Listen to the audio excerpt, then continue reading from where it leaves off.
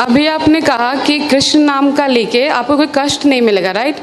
अगर आप कृष्ण के शरण में जाते हैं तो आपको कोई कष्ट नहीं होगा, या जीवन में कोई कष्ट आने वाला है तो कृष्ण खुद हरण कर लेंगे। हमने ये तो नहीं कहा कि कष्ट नहीं आएगा। आपने ये कहा था कि अगर आप कृष्ण नाम लेते हैं तो 100% गारंटी कि अगली योनि आपको इंसान की मिलेगी, मनुष्य का मिल जाए। जी, ये गारंटी कैसे लेते हैं आप? स्वल्पम क्या है? स्वल्पम ही अपयस्य धर्मस्य त्रायते महते महतो विहार। भगवान गीता में इसलिए कह रहे हैं कि अगर थोड़ा सा भी आप इस मार्ग में बढ़ेंगे, बड़े से बड़े खतरे से बच जाएंगे, कि कम से कम आपको मनुष्य जीवन तो प्राप्त होगा। शुचि नाम सुमताम गेहे योग भ्रष्ट अभिजायते। तो भगवान गीता में ये कहते हैं अगर आप भक्ति पूरी भी नहीं कर पाते, थोड़ा सा भी कर लेते हैं भक्ति, तो क्या होगा? आपको ब्राह्मण परिवार में जन्म मिल जाएगा, धनी परिवार में जन्म मिल जाएगा, अच्छे घराने में जन्म मिलेगा और दोबारा भक्ति करने का अवसर प्राप्त होगा। और अगर मैं भक्ति ना करूँ तो? हाँ जी, अगर मैं भक्ति ना करूँ तो मुझे भक्ति ना करो तो कर्म के अनुसार चलना पड़ेगा। फिर कर्मणा देव नेत्र न जंतुर्देहो भवते।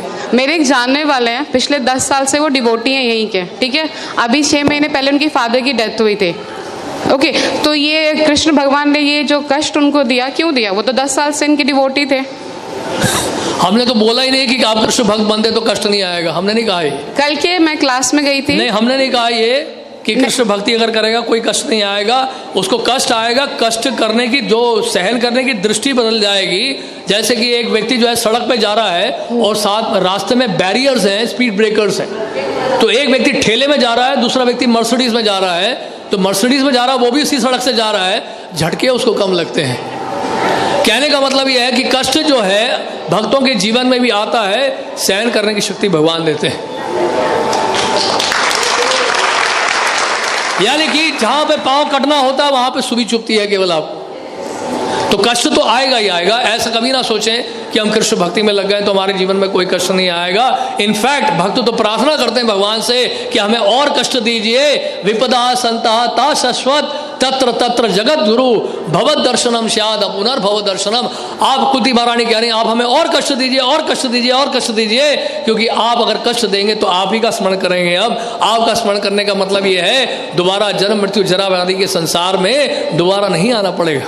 तो आपका कहने का ये मतलब है कि अगर आप कृष्ण, मतलब कुछ भी हो जाए, भगवान कृष्ण के शरणों में रहो हमेशा। बस बस ये है पॉइंट। लेकिन कोई पॉइंट आप समझे, बिल्कुल बहुत बढ़िया पॉइंट बोला आपने, तालियां बजाइए इनके लिए। एक मिनट, ये कोई पॉइंट नहीं होता। अगर भगवान कृष्ण के शरण में नहीं हो तो मेरे पास जरूरी कि मुझे कष्ट, मतलब कष्ट तो वैसे भी आना है जिंदगी में, चाहे मैं रहूं या ना रहूं। जिंदगी में आना है, लेकिन यहाँ से कष्ट का निवारण आपको दिया जा रहा है हमेशा के लिए। जन्म मृत्यु जरा व्याधि के चक्र से आपको हमेशा के लिए छुटकारा पाने का एक सुअवसर प्राप्त हो रहा है।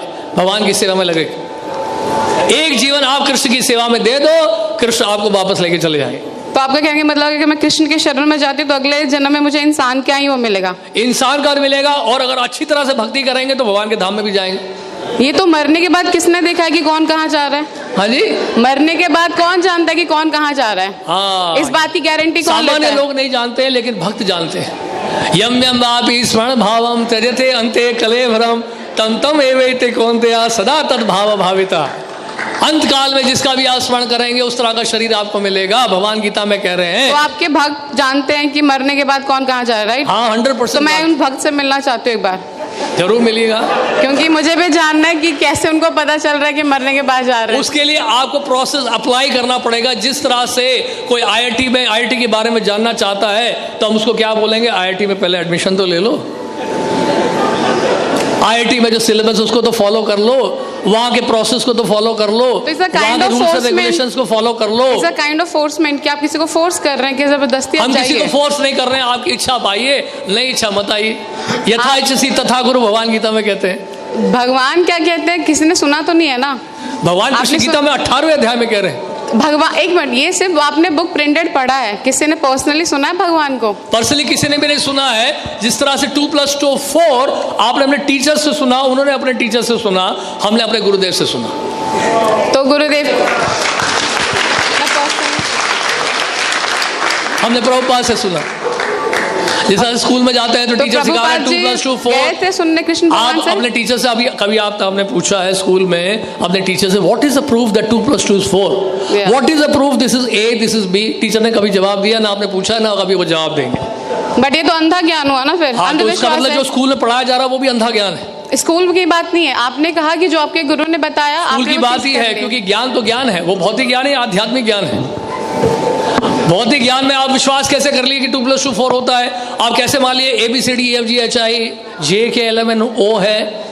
आपने कैसे विश्वास कर लिया अल्फाबेट्स को? टीचर कहता मैंने अपने टीचर से सुना, वो टीचर कहता मैंने अपने टीचर से सुना, राइट? ये है सिस्टम ऑफ अथॉरिटीज को कहते हैं डिसेंडिंग प्रोसेस। इसी तरह से गुरु परंपरा के माध्यम से, एक प्रामाणिक गुरु परंपरा के माध्यम से हम जान पाते हैं भगवान कृष्ण की शिक्षाओं को। सबसे पहले आपको ढूंढना पड़ेगा कौन सी यूनिवर्सिटीज हैं बोनाफाइड हैं, कौन से स्कूल हैं जो रिकॉग्नाइज्ड है CBSE के द्वारा। उसी तरह से वैश्विक सिद्धांत को समझने के लिए, इस आध्यात्मिक ज्ञान को प्राप्त करने के लिए हमें सबसे पहले ढूंढना पड़ेगा कि प्रामाणिक स्रोत कहाँ कौन सा है जिससे हम भगवान कृष्ण के बारे में जान सकें। इसके लिए हमें शास्त्र पढ़ने पड़ेंगे। तो उन शास्त्रों में इस प्रकार से वर्णित है। और बताइए। बस ठीक है।